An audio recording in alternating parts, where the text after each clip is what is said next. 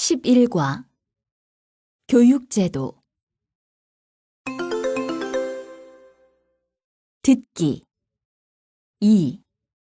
방송에서 사회자와 전문가가 이야기합니다. 잘 듣고 질문에 답해보세요.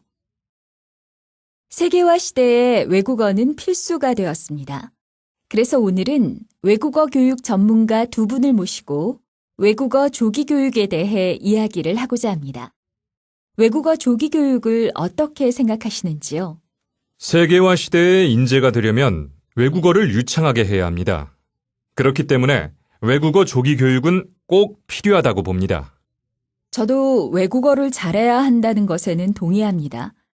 그렇지만 외국어 조기 교육은 우리 기대만큼 효과가 크지 않습니다. 연구조사 결과에 따르면 3에서 6세에는 집중력이 부족해서 학습이 제대로 이루어지지 않는다고 합니다. 저는 그렇게 생각하지 않습니다. 유아기와 아동기에는 새로운 것에 대한 호기심이 강해서 외국어를 쉽게 익힐 수 있습니다. 하지만 이 시기가 지나면 다른 언어에 대한 거부감이 커지고 언어 습득력도 떨어진다는 연구가 있습니다. 물론 그런 관점도 있지만 너무 어린 나이에 외국어를 배우게 되면 학습에 대한 흥미를 잃을 뿐만 아니라 스트레스를 받을 수 있습니다. 그러면 오히려 부작용이 생기기 마련입니다. 언어는 어릴 때 배울수록 정확하게 발음을 할 수 있습니다. 이때를 놓치면 발음을 효과적으로 배울 수 없습니다. 그렇지만 무분별한 외국어 조기 교육으로 아이들은 모국어조차 제대로 습득하지 못할 수도 있습니다.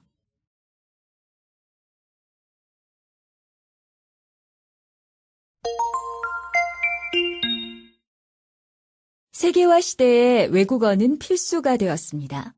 그래서 오늘은 외국어 교육 전문가 두 분을 모시고 외국어 조기 교육에 대해 이야기를 하고자 합니다. 외국어 조기 교육을 어떻게 생각하시는지요? 세계화 시대의 인재가 되려면 외국어를 유창하게 해야 합니다. 그렇기 때문에 외국어 조기 교육은 꼭 필요하다고 봅니다. 저도 외국어를 잘해야 한다는 것에는 동의합니다. 그렇지만 외국어 조기 교육은 우리 기대만큼 효과가 크지 않습니다. 연구조사 결과에 따르면 3에서 6세에는 집중력이 부족해서 학습이 제대로 이루어지지 않는다고 합니다. 저는 그렇게 생각하지 않습니다. 유아기와 아동기에는 새로운 것에 대한 호기심이 강해서 외국어를 쉽게 익힐 수 있습니다.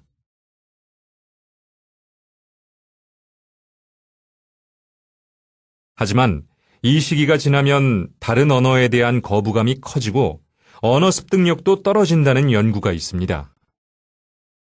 물론 그런 관점도 있지만 너무 어린 나이에 외국어를 배우게 되면 학습에 대한 흥미를 잃을 뿐만 아니라 스트레스를 받을 수 있습니다. 그러면 오히려 부작용이 생기기 마련입니다. 언어는 어릴 때 배울수록 정확하게 발음을 할 수 있습니다. 이때를 놓치면 발음을 효과적으로 배울 수 없습니다. 그렇지만 무분별한 외국어 조기 교육으로 아이들은 모국어조차 제대로 습득하지 못할 수도 있습니다.